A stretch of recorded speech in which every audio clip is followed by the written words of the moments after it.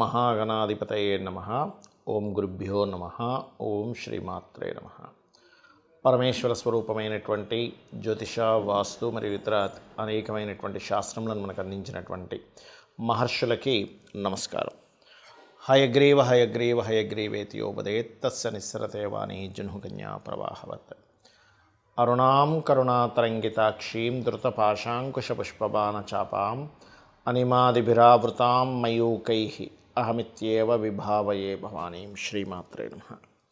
ప్రేక్షకులకి ఆ లలితాంబిక అమ్మవారి యొక్క అనుగ్రహం పరిపూర్ణంగా కలగాలని మనస్ఫూర్తిగా కోరుకుంటూ, మనం ఈరోజు చాలామంది అడుగుతున్న ప్రశ్న ఏంటంటే, శని మారుతున్నాడు కదా మార్చి 29వ తేదీ నుంచి, దాని మూలంగా ఎలాంటి ఫలితాలు ఉంటాయి? అందులో ముఖ్యంగా శని భగవానుడు మారినప్పుడు ఒక 2 నెలలు రాహు కూడా ఇక్కడే ఉంటాడు. రాహు శనులు కలిసి ఉంటారు ఒక 2 నెలలు. ఆ 2 నెలల పరిస్థితి ఏంటి? మారకముందు ఇక్కడ శని ఉన్నప్పుడు ఎటువంటి ఫలితాలు ఇస్తాడు ద్వాదశ లగ్నాల వారికి? అదేవిధంగా అసలు జాతకమే తెలియదు అనుకునేటువంటి వారు, నక్షత్రము లగ్నము ఏమీ తెలియదు కొంతమందికి, అటువంటి వారు ఎటువంటి జాగ్రత్తలు తీసుకోవాలి, ఎటువంటి శుభ ఫలితాలు ఉంటాయి అనేటువంటి విషయాల్ని ఒక్కొక్క లగ్నరీత్యా తెలుసుకుందాం. అయితే ఈ విషయాలు చెప్తుంది నేనైనప్పటికీ కూడా చెప్పిస్తుంది సాక్షాత్ లలిత అమ్మవారిగా భావిస్తూ ఒక్కొక్క లగ్నం గురించి మనం తెలుసుకుందాం. మకర లగ్నము, మకర రాశి.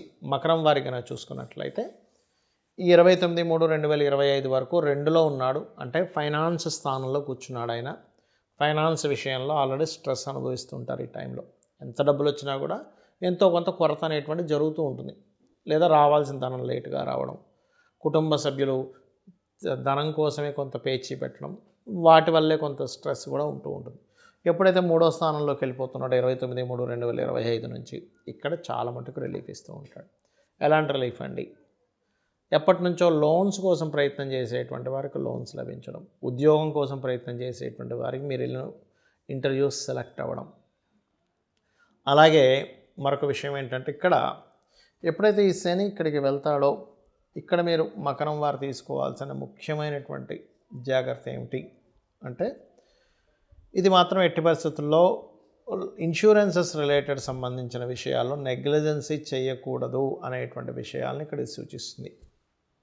అది కాకపోతే ఈ 3లోకి వెళ్ళినప్పుడు మాత్రం ఉన్న ప్రదేశంలో మీరు ఉద్యోగాలు వెతుక్కోవడం కంటే కూడా ఇతర ప్రదేశాలకి, అంటే మీరు ఉదాహరణకి ఏ బెంగళూరులోనూ ఉన్నారు, హైదరాబాద్ వచ్చి వెతుక్కోవడం, లేదా హైదరాబాద్లో ఉన్నారు, ఏ ఢిల్లీయో గోవానో బెంగళూరో చాలా ప్రదేశాలు ఉంటాయి, చెన్నై, అక్కడికి వెళ్ళి కనుక మీరు ప్రయత్నం చేసినట్లయితే ఉద్యోగ సంబంధించినటువంటి విషయాలు, అంటే అక్కడ కంపెనీస్తో ఫస్ట్ మీరు ఇంటర్వ్యూస్ ఇచ్చుకొని అక్కడికి ఉద్యోగం వచ్చిందన్నాక వెళ్ళడం, ముందుగా వెళ్ళిపోవడం కాదు. ఇలా కనుక చేసినట్లయితే ఖచ్చితంగా హోప్స్ పెరుగుతాయి, మీకు ఉద్యోగాలు రావడం కూడా జరుగుతుంది.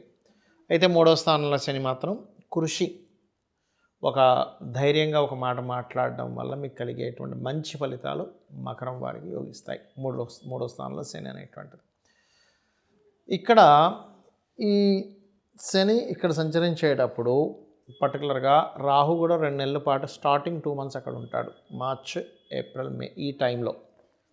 ఈ 2 మంత్స్ ఎప్పుడైతే అక్కడ ఉంటాడో, 3 మంత్స్ దాదాపుగా ఎప్పుడైతే 2 మంత్స్ అంటే ఏప్రిల్, మే పర్టికులర్గా చెప్పాలంటే, ఎందుకంటే మార్చ్ ఆల్రెడీ 29th వచ్చేసింది. ఆ 2 మంత్స్ ఎప్పుడైతే ఉంటాడో విదేశీ సంబంధించిన, లేకపోతే కొన్ని సినిమా రిలేటెడ్ సంబంధించినవి, సీరియల్స్ రిలేటెడ్ సంబంధించినవి, ఏదైనా ఫోటోగ్రఫీకి సంబంధించినవి ఏవైతే కొన్ని మాటలు చర్చలు ఉంటాయో అవి ఫలకృతం అవుతాయి.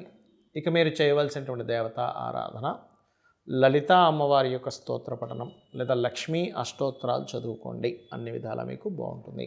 కొంతమందికి లగ్నము కానీ నక్షత్రము కానీ రాశి కానీ ఏమీ తెలియదు. తెలిస్తే కనీసం ఏళ్ళనాటి శని నడుస్తుందా, అర్ధాష్టమ శని నడుస్తుందా, అష్టమ శని నడుస్తుందా అని ఒక క్లారిటీ ఉంటుంది.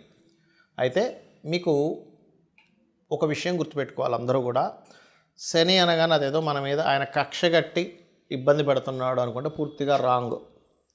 మీ కర్మే. నవగ్రహాలు కూడా రవి దగ్గర నుంచి 9 కూడా, అందులో 2 ఛాయాగ్రహాలు కూడా మీ యొక్క కర్మే ఆ రూపంలో వస్తుంది. మన కర్మ ఆ రూపంలో ఉందని మనం ఫస్ట్ అర్థం చేసుకోవాలి.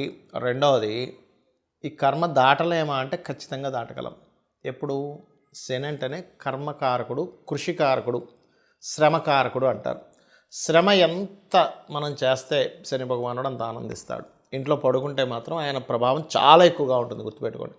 శుభ్రంగా నేను ఏ పని చేయను, నాకు ఈజీ మనీ రావాలి, ఇలా ప్యాక్ ఆడితే నాకు డబ్బులు రావాలి, ఇలా ఇంకో దేంట్లోనో బెట్టింగ్స్ ఆడితే నాకు డబ్బులు రావాలి అని అనుకున్నారా, శని మొత్తం రోడ్డు మీదకి లాగుతాడు. గుర్తుపెట్టుకోండి, ఖచ్చితంగా రోడ్డు మీదకి లాగేటువంటి గ్రహం ఏదైనా ఉంది అంటే శని భగవానుడు. ఏది ఈజీ మనీ రావాలనుకుంటే ప్యాకెట్లు ఆడుకోవడం, రమ్మీలు చూస్తుంటాం మనం ఇవాళ రేపు ఫోన్స్లో, రమ్మీ ఆడడం, లేకపోతే ఏదో గుర్రం పందాలకి వెళ్ళిపోవడం, లేకపోతే ఇంకోటి ఏదో పందాలు. అంటే వాళ్ళు తెలివితేటలు ఏమి పెట్టకుండా, ఏ పని చేయకుండా ఇంట్లో కూర్చొని నాకు డబ్బులు రావాలి, లేకపోతే గోవా వెళ్ళిపోయి ఇట్లాంటివి చేసే వాళ్ళకి శని ఎక్కడా సహకరించడు. మీరు అనొచ్చు మరి, ఏమండి మరి కొంతమందికి వస్తుంటాయి కదంటే పూర్వజన్మల్లో విపరీతమైన పుణ్యకర్మలు ఏవో చేసి ఉంటారు వాళ్ళు, అందుకే వాళ్ళకి ఒక్కోసారి లాటరీలో డబ్బులు రావడము, ఏ నిధి దొరకడమో ఇట్లాంటివన్నీ జరుగుతూ ఉంటాయి.